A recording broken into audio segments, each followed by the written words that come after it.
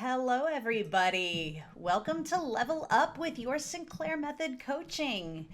Thank you for being out there in the audience today. If you are logged in on Twitch, let us know if the sound is good. I think I've got all the microphones connected properly and up and working. So hopefully you can hear everything we're saying as we're saying it. Today I have Katie Lain with me from Thrive Alcohol Recovery, and we do have the thumbs up. Thank you, Stephanie. One of our new coaches is out there in the audience, and Oh, I know Stephanie. so Stephanie just joined our coaching team, so we're super excited to have her, and glad you tuned in. So as an icebreaker, Katie, so this, of course, we're on Twitch, which is primarily known as a gaming site, and we called ourselves Level Up with Sinclair Method Coaching. So before we talk about how somebody on the Sinclair Method can level up their recovery by using a TSM coach and getting support, let's start with an icebreaker. Are you a gamer? Video, board game, yeah, any kind of game? Well, I Telephone, little telephone app. I used to be when I was a kid. I played Mario Brothers and Tetris and stuff like that, but I guess you could say I outgrew it. I do sometimes do like a block puzzle game on my phone. And when I was a kid, I always wanted to play board games like Clue and Monopoly with my little sister, but she like never wanted to play. So I just remember I'd always get the board game all set up and I'd be like, come play, and she wouldn't. And so, but I honestly, I would love to play more board games and card games, but that's about the extent of it. Yeah, see, and I also play. I have a block game on my phone that it's funny because I have a watch now, and so it has this thing called a body battery, and it actually shows when you like relax enough to recharge your body battery.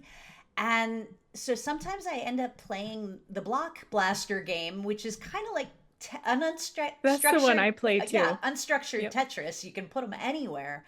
Yeah. And there are times that I've just learned to give myself permission to say, listen, I'm stressed, I'm low energy. I'm going to sit here on the couch and do nothing but just zone out and play this game. And I've actually seen where it has increased my body battery because the stress level has come down so low while playing because it just kind of it's that zone out moment. And it's interesting to me because so many people will tell you, oh, you're on your phone, that's bad for your mental health. And it's like, no, sometimes you just need to know yourself. And I'm Yeah, like, I have data that says exactly. when I do this, in moderation, intentionally, that it's good for me. um, It's so funny you say that, Jenny, because I feel the same way. Like when I've had a really stressful day and I'm just like shot and depleted, it's really comforting to lay there and like play that game. It's not quite mindless, but it is almost mindless, maybe like when people color or something. So I know exactly what you're talking about. Yeah. And then I'm about halfway through a campaign of a board game called Clank Legacy. My wife Oh, is a huge board gamer, and so this is it's a pretty intense game, which I usually stay away from the really in depth ones, but this one is pretty fun, and so we have a couple of friends locally who come over every other week, and we run through one of the campaigns every 2 weeks until we oh, get that's done, funny. and it'll take us somewhere between 12 and 13 weeks. I think this is either week 6 or 7 now, so Right. we're about halfway through. That's fun. Fun ways to enjoy life, right? Simple ways. Yeah, and one of the things that I know you talk about a lot, especially in coaching, is the value of connection. And and so, all of these things that we can do to build connection with people around us, both within and it doesn't even have to be within the recovery space. Yeah. Talk a little bit about ways that really can help enhance the TSM process. Yeah, it's funny you say that because just this morning I posted in our platform about uh like when we're in this healing journey, sometimes there can be this pressure to do the healing work. And I really view TSM as a healing journey, but there can be this pressure we put on ourselves to be further along than we are, to have made more progress. And they were kind of in this post that I shared, they were switching around the concept of healing and making it more about connection and connecting back to not only other people, but also yourself and your own emotional, physical type of needs. And it really resonated with me because when I think of my AUD that I had for nearly 10 years, when I'm like honest with myself about it, I really believe it was a way for me to kind of abandon myself, abandon my emotions, my circumstances, my state of mind, just to kind of escape into this reality that was not a reality. It was an alternate reality, a drunk reality. But I really feel like I was abandoning myself. And of course, that would reflect on connections and relationships I had with others. I wouldn't be a very good wife or good friend or good aunt or good sister. And I saw that all very clearly in hindsight. I didn't really realize I was, being, not the ideal friend or family member when I was in it, but I could see more clearly looking back. um so a huge part of this process was learning to be able to reconnect with myself and sit with myself through difficult emotions and experiences without the need to numb out, and also to be able to connect with other people in a way that felt meaningful. I got a lot of clarity that, my relationships that I had, a lot of them revolved around alcohol, and I hung out with somebody because of how they drank. And even if I was hanging out with like my sister, who's like my best friend, I was really more focused on the alcohol than like the conversation we were having.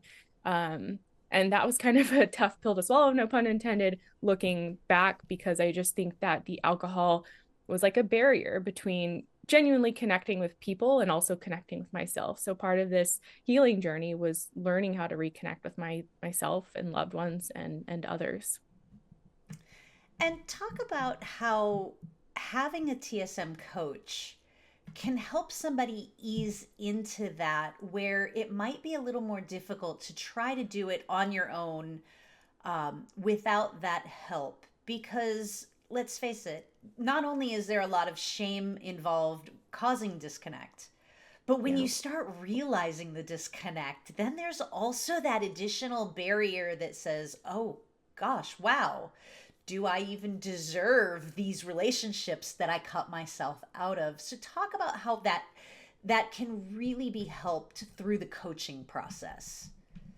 Yeah, I mean, I have experience with this personally on TSM and not really wanting to ask for help for a number of reasons. And then I've also heard from others over the years that they had a similar experience. And so I'm thinking of a comment that was on my YouTube video, one of my YouTube videos recently, where they said, I think they said it took them like 18 months to reach extinction, and they believe they would have gotten there faster if they had asked for help, but they were too ashamed to ask for help. And I think that just like simply summarizes like the state of mind so many of us are in when we learn about TSM. Alcohol use disorder isolates us, it breeds shame. And like me, my favorite thing to do when I first started TSM was drink home alone by myself. And I hid it from everybody. Like when I started looking for naltrexone and reaching out to doctors, that was the first time I'd really verbalized that I needed help. I tried to quit drinking a lot before that, but I would kind of like minimize it, like, oh, I just, I'm, gonna take a break from alcohol, or I'm not gonna drink, I like not really admitting how problematic it had become. And so, I was drinking in secret, keeping it from everyone else. And I started TSM in secret as well, because I didn't even tell my husband, because it's like, what if this doesn't work? And I don't want him to then like be super involved in me having this issue, because I was hiding it from him. And so, all this to say that I think AUD, just a symptom of it for all of us who are there, we're in this place of shame and isolation, and we don't really want to ask for help because perhaps we don't. I mean, for me, like, I didn't really want anyone telling me how or when I should drink, because it was a very intimate relationship I had with alcohol. And the moment somebody would try to, confront me on it, I'd get extremely defensive because I was very addicted to it. Um, And so I think part of me not wanting to ask for help was me still wanting to have like the type of relationship with alcohol I wanted to have. And I just had a ton of shame around it. And it was really hard to even ask a doctor for the medication. And so, back when I started it in 2017, I think Claudia was the only coach at that time. And I didn't even know she was coaching for like my first 6 months on the treatment.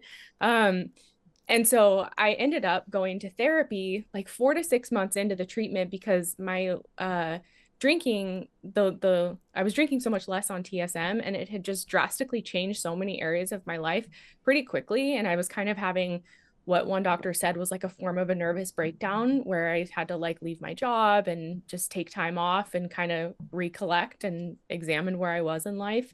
And at that point, I started going to a therapist who was not an addiction therapist, but just a general therapist to help me with some things. But it was kind of humbling for me at that time to realize like how much help and support and guidance would have been beneficial, because I was navigating it in the dark and going through some very deep, dark emotional stuff and not really knowing who to turn to. And so if at that time like TSM coaches would have been available and there would have been someone there who's not only been through the treatment but is now on the other side and could speak into my experience and help me understand what to expect, what's normal, the peaks and valleys, if you will, I think that would have been so much more helpful. Because I think it's Brené Brown has this, what does she say about shame? Like basically, as soon as we start speaking our shameful things, it puts light on them and they're no longer breeding in the darkness. I read a lot of her work when I was on this journey. And so I really do think it can help the healing journey just to be open and honest and vulnerable with somebody who's not going to condemn you, not going to tell you what you should and shouldn't drink. They're going to be a guiding light to support you on your own timeline and at your own pace. And maybe that's the final thing I'll say, is that perhaps some people assume that a coach is going to be like this rigorous thing that's like forcing you to be accountable and being hard on you or who knows what. But in my experience with all of the coaches, and my style definitely is more about just helping the other person come to their own conclusions and decisions and goals, and being like someone that's pointing the way or sharing my experience or speaking into their experience. I'm not here to like tell them how much they should drink and that they should be further along than where they are. And I think that's the beautiful thing about a coach, especially in the TSM world. It's not like traditional abstinence based where it's like very rigid and, super structured and things like that. So, yeah. And that's one of the things that I love about all of our coaches on the Your Sinclair Method Coaching, because, like you just mentioned, there's a general belief among our coaches that the person on the Sinclair Method who's coming to the coaching session, they already have the answers within them. It's the Mm-hmm. coach's job to help them realize it and see that those answers that they have are valid. Mm-hmm. I just had a similar experience this week with a client who was just absolutely frustrated as could be because she was being hard on herself. She had no real support that understood.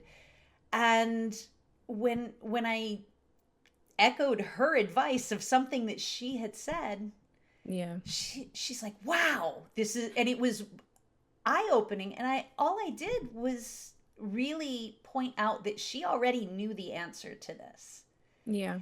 which was why it resonated. And I think that that's one of those really important things about coaching is, no, we're not here to tell people what to do. Mm-hmm. Yeah. Yeah, like you said, it really is within them. And I love to ask questions to help pull it out. I think people are much more empowered when they can come to the decisions themselves and the conclusion themselves rather than being told. And I find that most people, they know what to do, but they need somebody to maybe see where they're at. Because when you're in it, it's hard to see clearly what the best next step is or where you could be going wrong in the journey. And so having somebody who can be an outside perspective, speaking into your experience, giving you guidance and clarity, it's really helpful. And like the person who commented, it took them 18 months, but they thought they could have been there faster. It's just, I always say there's no race to extinction on TSM, but like, why drag it out and make it last any longer than it needs to? Right. And something that you just said, I've got a half thought question in my mind here, so give me just a moment. Um, you talk about you mentioned how people know but they doubt. So talk a little bit about how the process of addiction undermines that self-confidence and makes you stop trusting your gut, and how having a coach can help you set the kind of goals that can steadily rebuild that confidence within yourself, to understand that you can trust your instincts again. Yeah. Yeah, that's a really good question because one of the things I realized that, again, I didn't even know it when I was in the thick of my AUD, but hindsight through TSM, I realized how much my alcohol use disorder was compromising my integrity, because I would say I'm not going to drink today, but then I would drink anyway. I would say I'm going to have 3 drinks and I would have 7. I would say I was going to go do this on a Saturday morning with a friend, but I'd have to make an excuse and cancel because I was hungover. So when you're out of integrity with your life over and over and over again, when you're making promises to yourself or others that you genuinely mean, like I genuinely meant it when I said I was going to have 2 drinks and finish at that. When you do that over and over again, it just eats away at your self-worth, your confidence, and you really start to see yourself in a super negative light. I found that I would become, not everyone does this, I don't think, but I've seen it with a lot of people I've worked with, where we become like extreme people pleasers. We have no boundaries. We become like a doormat for other people just because our integrity and confidence is so worn away because of the years or decades of alcohol abuse and broken promises and just the automatic shame that comes along with this issue from like a societal perspective. And it was such a conflicting experience because I feel like in society we still view alcohol addiction as like a black and white thing. Like you're either totally addicted, your life is in ruins, you need to call yourself an alcoholic and go to AA, or you're not. And for me, I just remember being super conflicted because I was like, my drinking's problematic, clearly, but I'm like functioning. Yes, it's getting worse. Yes, there are consequences, but like what kind of drinker am I? I don't think I'm like a severe alcoholic where my life is unmanageable. Like maybe I'm on the path to that, but anyway, I digress. All this to say that alcohol use disorder definitely eats away at your integrity. And um, with a coach, what's helpful, and like I think a lot of coaches take this approach, we certainly do in Thrive, is really celebrating the small wins and the milestones and aiming for small things, not aiming to climb that, Mount Everest in a day, but what's like one thing you can do today that's casting that vote for your future self. And I love this mindset that the greatest form of motivation is progress. So if you see yourself progressing and you're focusing on these small changes, that is going to keep you motivated through this journey and help build your confidence. I always equate TSM to like a weight loss journey where I'd say most people know that crash diets don't work. Sure, you could lose like 7 pounds in a week, but you're probably going to gain it all back and then some at some point in the future. But if you're focused on like consistent diet changes, consistent workouts, maybe losing a pound a week, nothing major, if you do that, the results will likely be much more sustainable and they will really add up over 3 months, 6 months, a year. I see TSM as the same thing where we should have a goal or something we're aiming at that is a bit of a stretch, but is achievable for us more than likely. And then when we get there, we should really celebrate it and see it as progress. I think sometimes people want this treatment to work instantaneously and overnight and more quickly than it should, but I think that's just not how it works for most of us. But to be in that mindset to pay attention to and celebrate the small wins. And I think each time you see yourself progress and make these small changes, it can really help increase your confidence and trust in yourself and rebuild that in yourself. And along those lines, one of the things that I know us at Options Save Lives have been doubling down on our messaging is the fact that we need to work as a partner with the process. And one of the things that I get frustrated at is when I'm in the Facebook groups and someone talks about how they're struggling and they've made progress, but they're stuck and they've reached a plateau. And the first comment is just keep going. Just keep Yeah. doing what you're doing. And I want to scream, no, no, no, no. Don't do, if you do the same thing forever, you're Yeah. going to have the same result forever. So we're telling people and really being a lot more vocal at the fact that when you hit a plateau, there are two reasons. One, you need to stabilize for sustainability, which is fine and that's temporary. But usually, when you hit a plateau, it's a signal to do something different, just Mm-hmm. anything different. And so, my theory is find I'm calling it the stupidly simple, easy change. So, what are some of the really easy things that you advise people to try when they've hit a plateau and they've definitely seen progress? The Sinclair method's working for them, their cravings are down, but their drink level is just kind of staying rather flat right now. So talk about some of those really simple things people can do to start that progress back up again. Yeah. And I think one thing I'll say too is oftentimes, not everyone, but oftentimes when people are at a plateau, they will self-admit, like, I'm not doing the work I need to be doing. Yes, I'm doing TSM, taking naltrexone, but I'm not, like we say, meet the medication halfway. I'm not doing the other work. And so again, just to kind of like remind what we were just talking about, how people have the answers within them. They know that they're not doing the work. Just like if you want to lose weight, if you're not, watching what you eat, you know what the problem is, but the challenge is doing it, right? And so that's where coaches really come in to help perhaps highlight that if someone's not clearly seeing it, but then also point the way, like you said, this stupidly simple things that they can do, because really they are simple. We're not asking them to take 7 days off of alcohol and go, on a retreat or something, not extreme most of the time. Usually it's these really small changes that are, I like to say, they're very easy to do, but they're also very easy not to do, which is the challenge of why so many people put off doing them, because it's like, if I delay my drinking today by an hour, big deal. If I do that, it's not going to make a difference today, if I do it or if I don't do it. But that's exactly the small change that makes all the difference in the long run when you're consistent with it.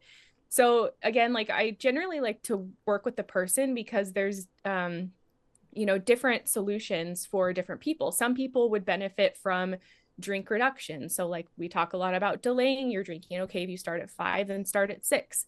If you usually drink a 6 pack, cut it down by one drink and sustain that.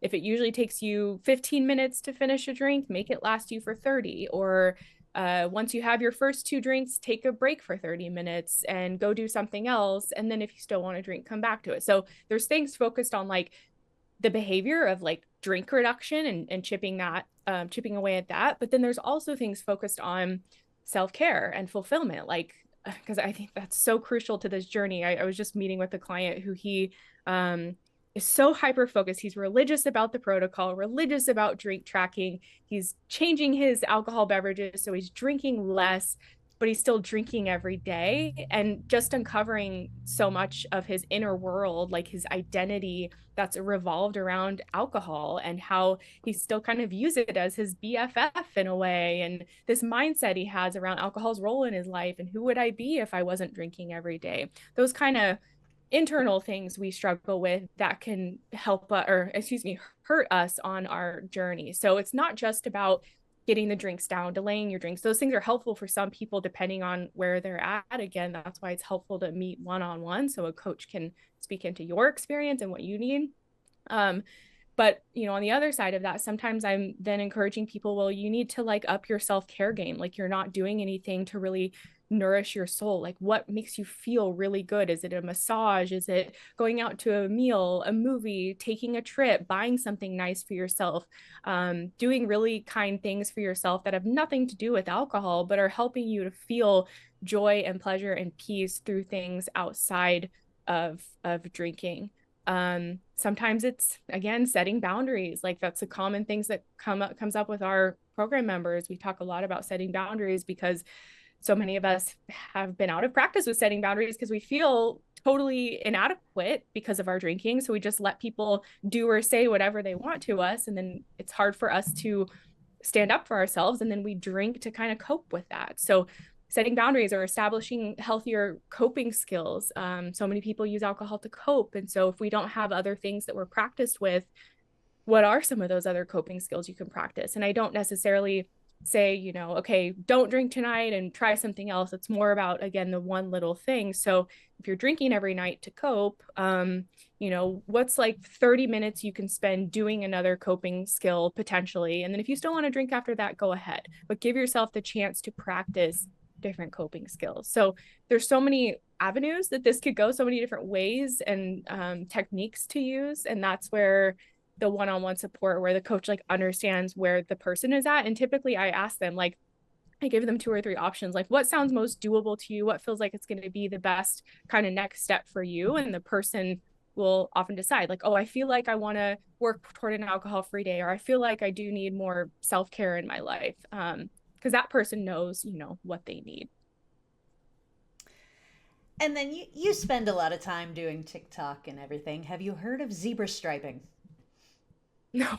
Okay, so for the last decade plus, we've been telling people, hey, they're like non-alcoholic drinks out there are actually good now. So if you're Yeah. not ready to actually work on those habit changes, get the non-alcoholic version closest to what you're drinking and alternate. And if you alternate, you cut down by 50% right away. Apparently, Yeah. Gen Z now calls that zebra striping. So they put a Oh, name to something we've been we've been telling people that's to do for years. I've never heard that term before. I I'm not just the cool kids, I guess. I just heard it about 2 weeks ago, and I was like, "Are you kidding me? This is nothing new. They just have a new cool name for it." So now you can tell your your clients that they can be Yeah. they can be TikTok trendy and Yeah, I mean that actually makes it sound really appealing. Like we're not switching up to non-alcoholic beverages in between our drinks. We're zebra striping. I love that. I want to be a zebra striper.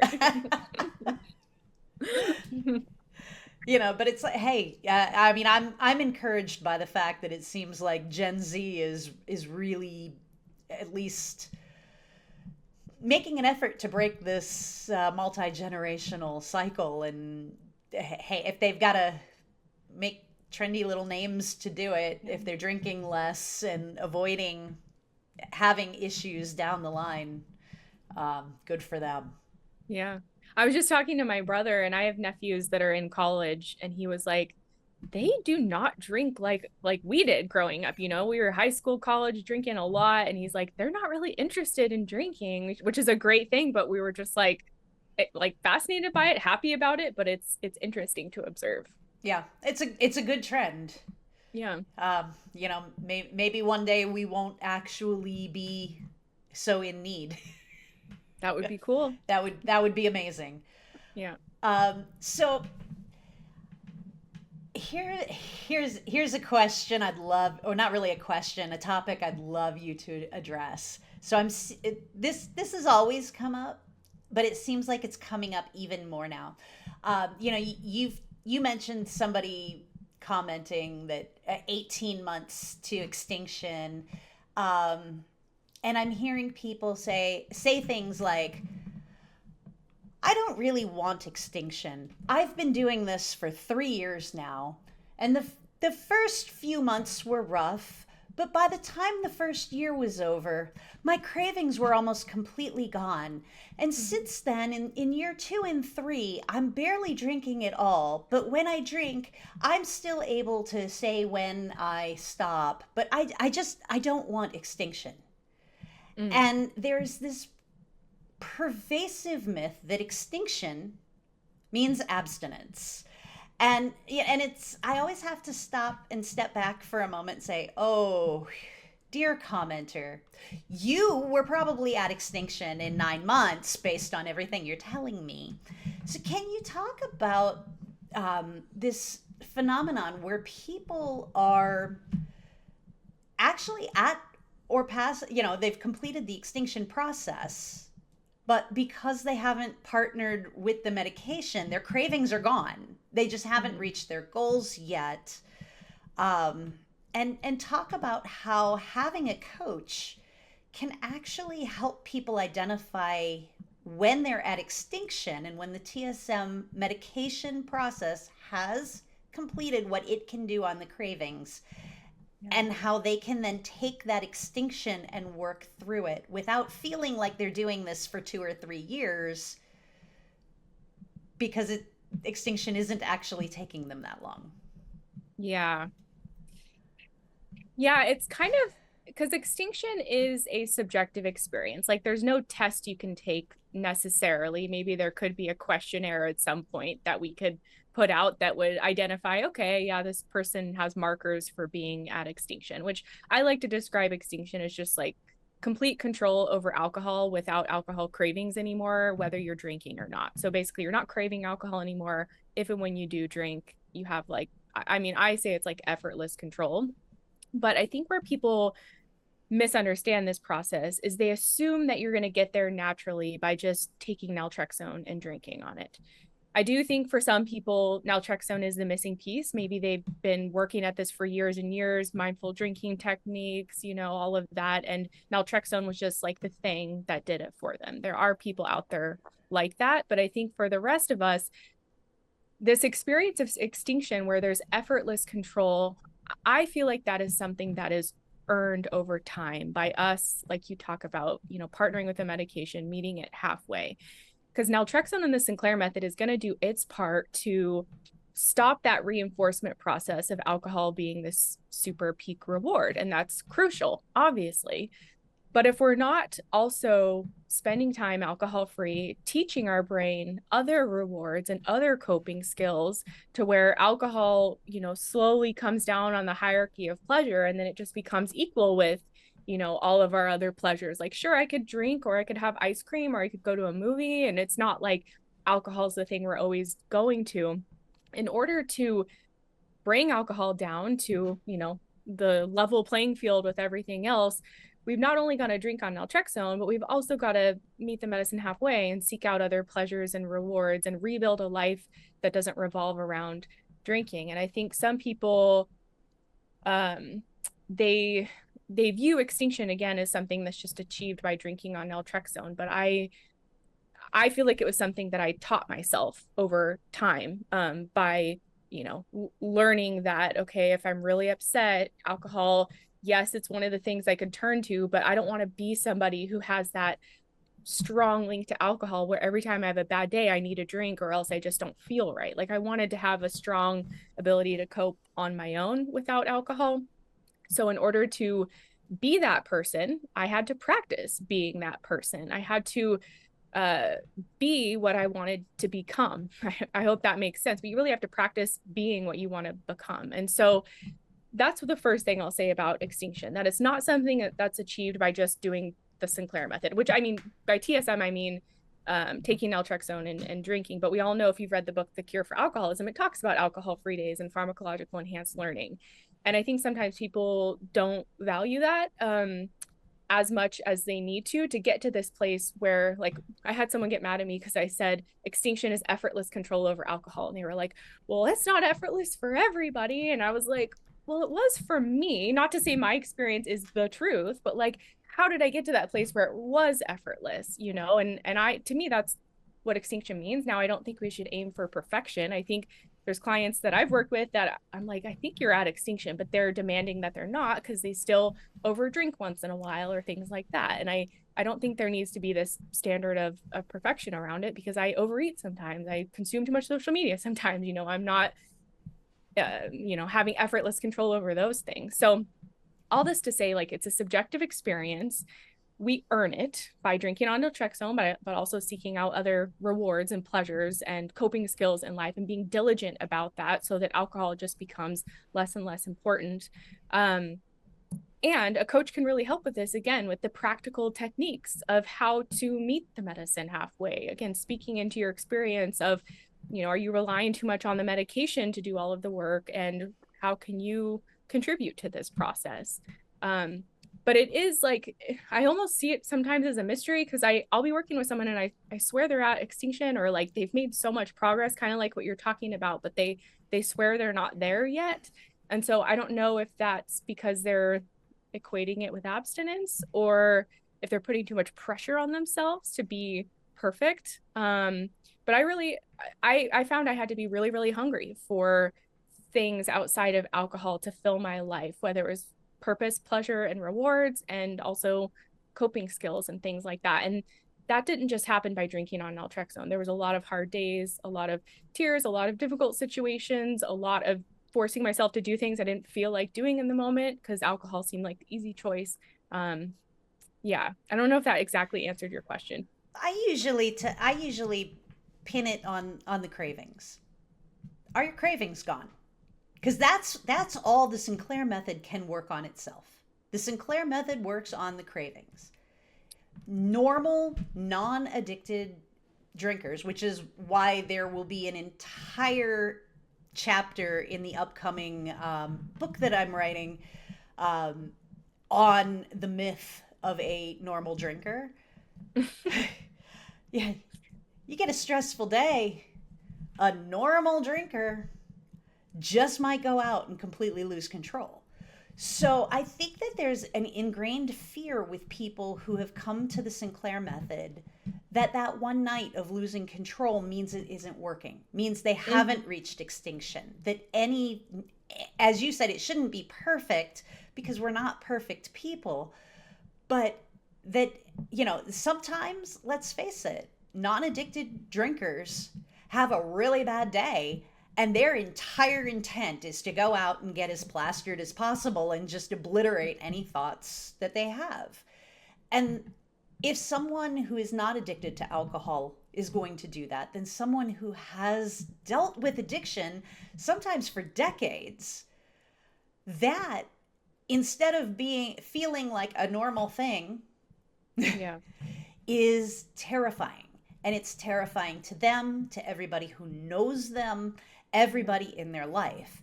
So what I try to tell people is, if you are in control over if, when, and how much you drink, you're at extinction. I like that. Because that's what the Sinclair method can give you. Beyond that, if you're, how many times have you had a client that said, I'm not really sure why I'm still drinking this much. I'll take my medication and, I just do it. It's boredom, it's habit. I just don't know what else to do with my time. They're making a choice to say, I don't really feel like drinking. But I'm doing it tonight for whatever reason that fills that need, that in that moment to them is a very legitimate need, because they don't have something else, or it's, let's face it, change is hard. Change is hard, even when it's good for us, even when we initiate it. Human beings are just not good at changing. Yeah. But I think a lot of people are at extinction for a very long time. But because they haven't actually met their end goal, they don't think they're there yet. You mentioned equating the Sinclair method with a weight loss journey. If somebody needs to lose 50 pounds and they've gotten their diet changed, and they're doing their habit changes, and they're doing their exercises, and they're down, you know, 35 pounds. They still have 15 to go, but that's just the natural process of continuing it. Right. They've already done the hardest work. Mm-hmm. They're not at their goal, but they're on their healthy, they're getting healthy again. Yeah. And I think you bring up an important point about the craving, because for me at least, I remember being partway through my TSM journey and realizing, like, I don't think I know the difference between a craving and just a thought about alcohol because it's 12 o'clock on a Saturday or 5 o'clock on a Friday. And I think that's important for people where I see them sometimes saying, I still have cravings, but I always want to dig into that and be like, what do you mean by that? Like, is it a genuine craving? Which, if so, that's likely an invitation to have an extinction session. Or is it just your brain, being in a thought habit because you usually drink at this time? And for me, it was a process of kind of dissecting that the longer I was on the journey. And I did that by, okay, I have this thought to drink. I don't know if it's a craving or not. Let me see if I'm going to eat something first and if it goes away, or let me go for a walk and see if it goes away. If it didn't go away, it was a craving. If it did, I was like, that's just my brain telling me it's, time to drink right now. Or one thing I often talk about that I did, my 5 o'clock thought habit would come on, and I'd be like, oh, it's wine time, start filling my glass of wine with sparkling water with a lime, drinking that first. And within like a month, my brain started craving that wine or that sparkling water instead of the wine. And so just be aware that our brains love to learn. We learned alcohol use disorder. We can unlearn that and learn other things. So we're not stuck there. But to your point, people saying, I don't feel like drinking, but I'm drinking anyway. That's a great place to be honest. Like, that's just now a habit that you've got to work on. And I was big on like rewarding myself with super indulgent rewards. I'd buy myself something, I'd eat ice cream, like something that just felt really good, because I felt like alcohol was my peak reward for so long. I had to teach myself other ways to reward myself. And I wasn't eating ice cream every day forever. Like, that habit kind of fell away, and all of that. But I think the rewards piece is huge because alcohol is such a reward for us.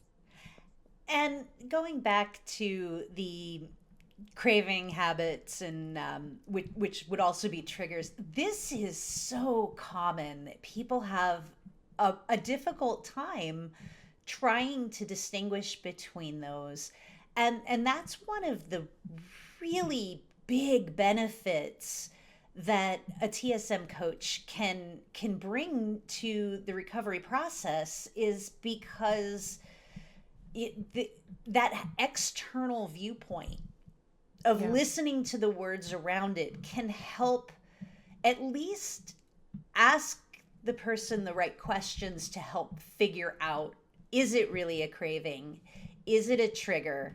I usually tell people, if it's a craving, then pretty much nothing but the extinction session is going to make it go away. Mm-hmm.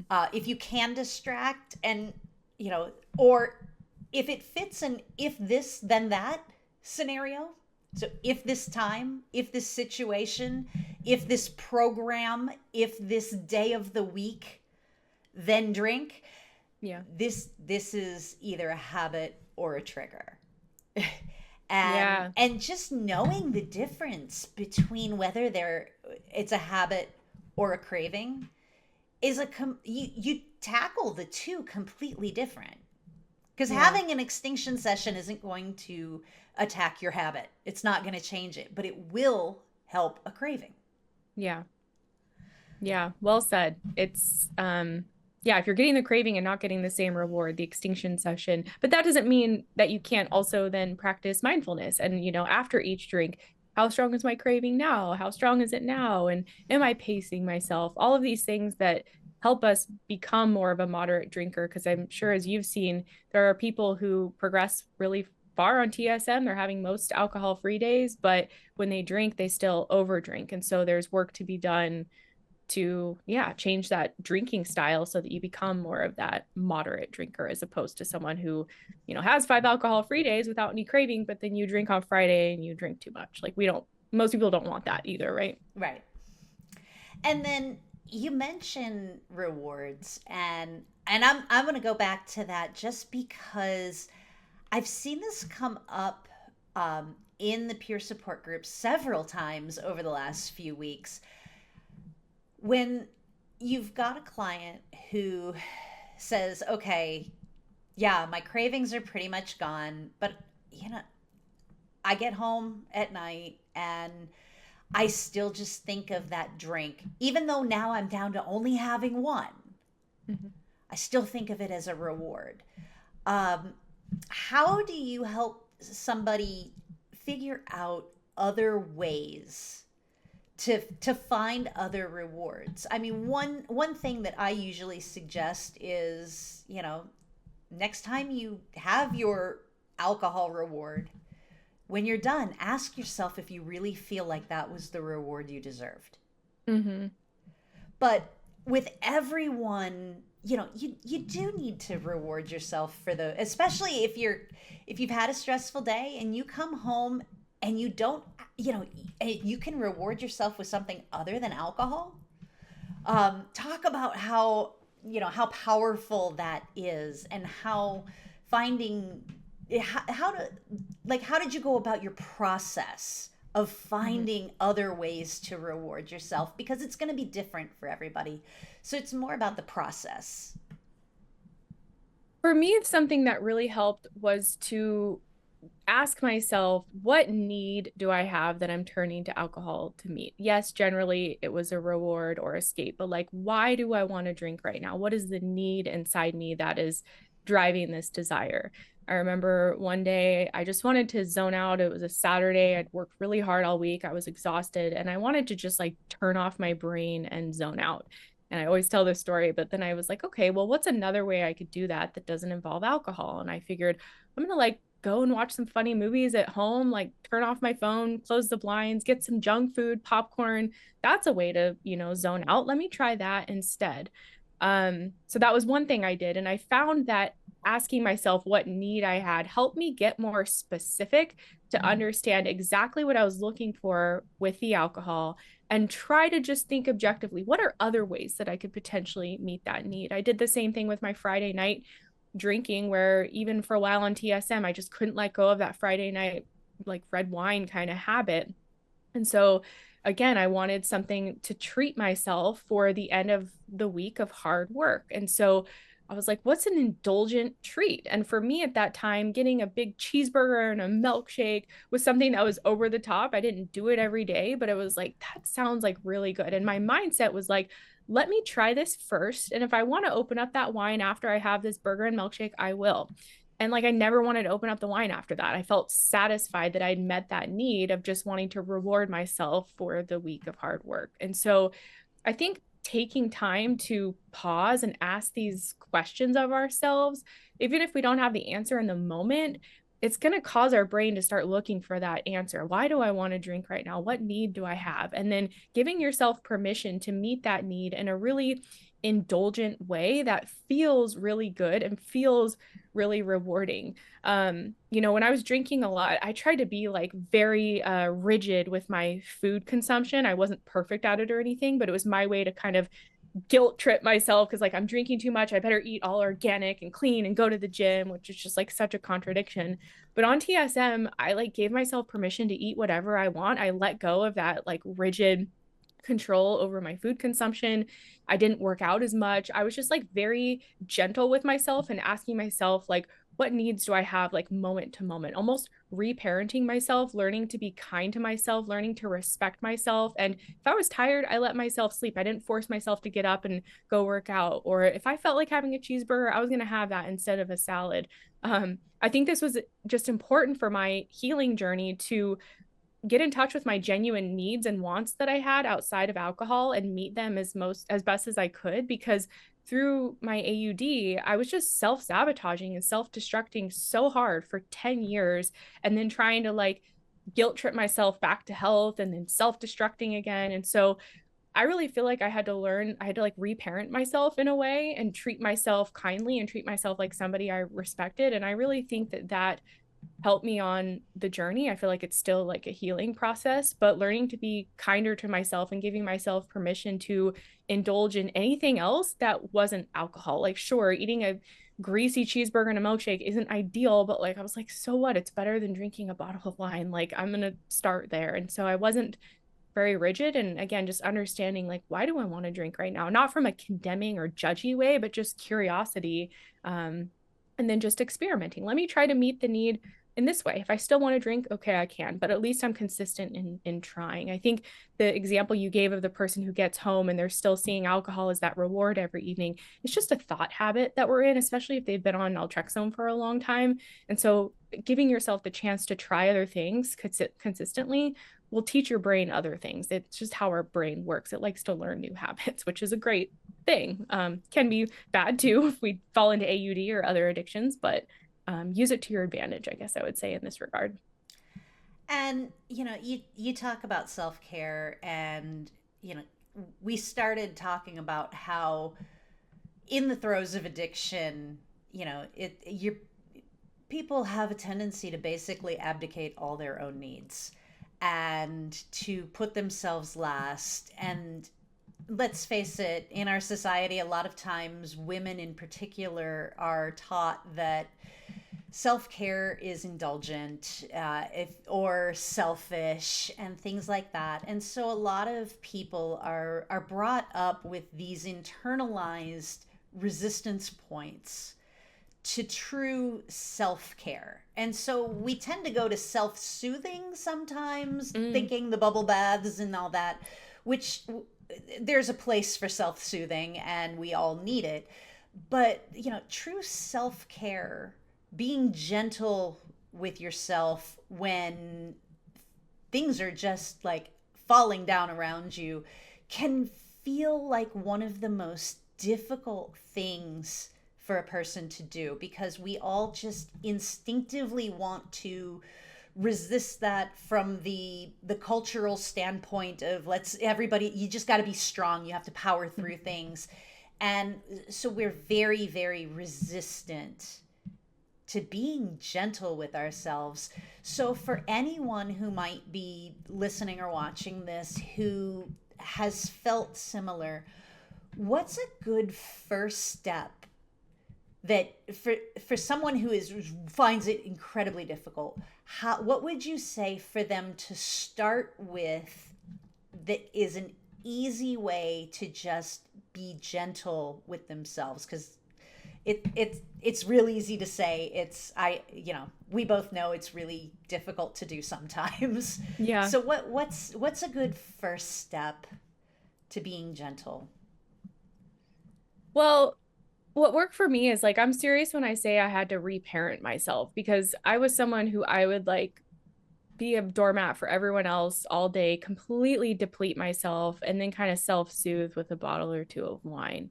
Like I left, there was nothing left for me. I gave more than I had to give. And I mean, I was sick all the time when I was drinking. I would get colds like every other month. I wasn't sleeping well. Like it's amazing how much my health has improved. Like I never get sick now, knock on wood, but like I was just like I was depleted. I was barely functioning in life. So I really had to learn to reparent myself. And what I mean by that is taking care of myself moment to moment throughout the day. So something that I did that was very practical is I had a timer set, like while I was at work, like every 2 hours, I would check in and just say, what are my like immediate like physical needs right now? Do I need like 5 minutes of rest? Like go out to my car because I was working in an office at the time, go out to my car and just close my eyes and deep breathe. Am I thirsty? Am I hungry? Do I need to put off this work project until tomorrow? Should I go outside and do a walk?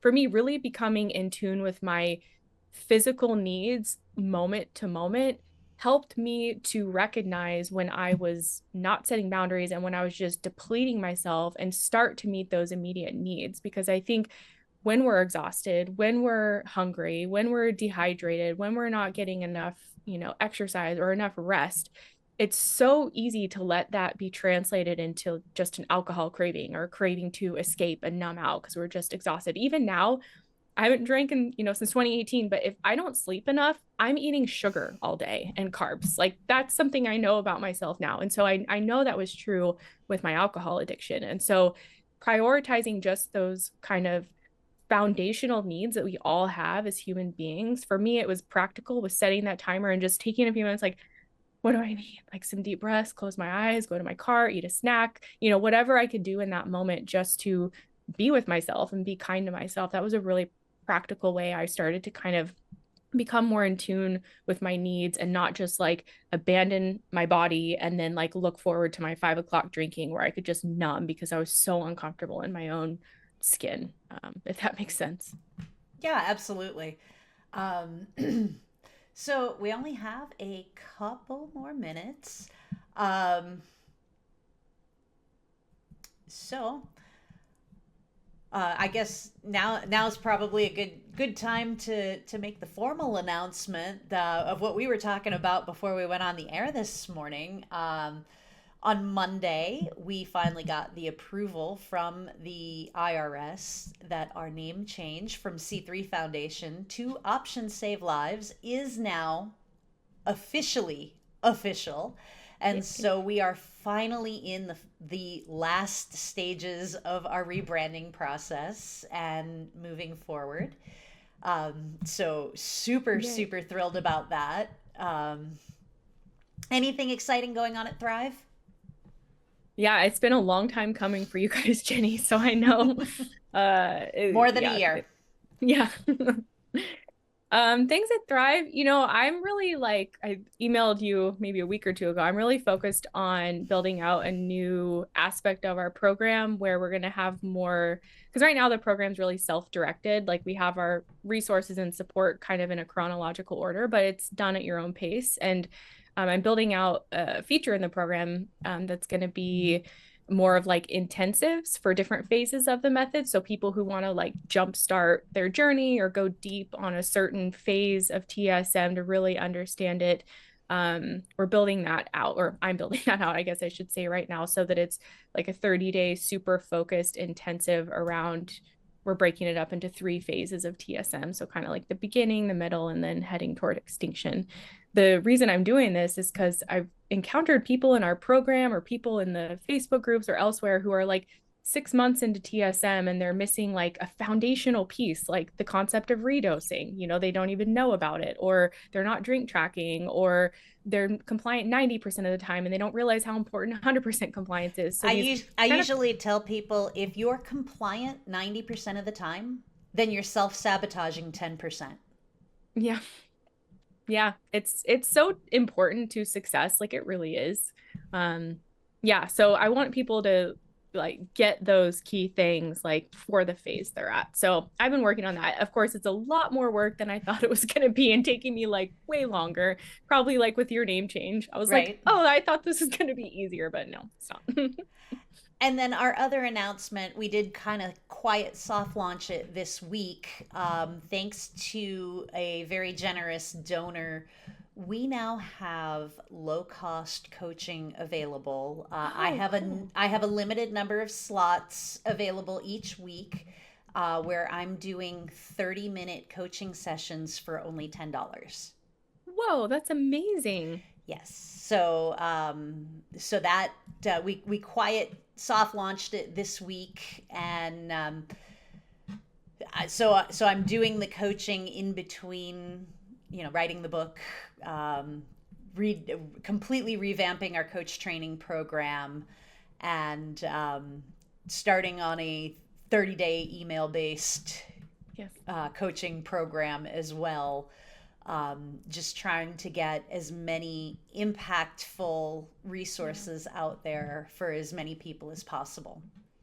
That's honestly really exciting. There's several things that you're working on that are honestly going to be very impactful to the TSM world. That's exciting. Well, yeah, and for those out there watching, Katie has generously contributed to the book we're working on, along with many other people. So it's that we're super excited about that coming out, and with the last round of editing, we're at exactly to the word 50,000 words as of yesterday.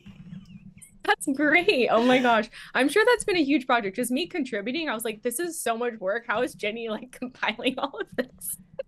Well, I took a week at the beginning of February and didn't I had no calls or anything, and I used it as a writing retreat. Okay. So you So you could focus. Good right, job. right. I need to do another one of those soon, Yeah. but Katie, thank you so much for taking the time to be on Level Up today. And if anybody's out there, you want to book a coaching session with Katie. She is one of our TSM coaches as well with Your Sinclair Method Coaching. And everybody have a great day. Next month, we are. Let me double check. I think the date's wrong on my I think I put the wrong date on the graphic that's about to go up. I'm pretty sure that is not correct. Okay, the graphic that's about to go up says April 19th, which is not correct, but we are going to have Samara Ibanez as our next Level Up guest. That will be April 30th. So, Awesome. yeah, so we've got Yeah, this was really fun. wonderful. Well, have a fantastic day and go ahead and bye, everybody. Bye.